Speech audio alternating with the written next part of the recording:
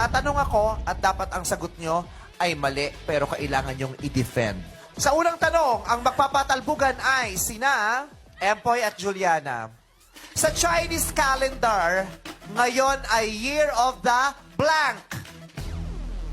Year of the Pangit. Taon namin ngayon. Year of the Pangit. Oo. Dahil taon namin ngayon. Taon natin lahat to.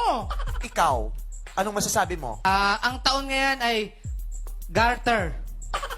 Year of the Garter. Yes. Dahil Chinese garter. Haha! Pangit mo! Okay, di pa tapos ang round na ito dahil may clue para masabi ng tamang sagot. Hayop ito. Year of the Empoy. Hayop ito. Year of the Empoy. Dahil hayop kang pangit ka. Personalan.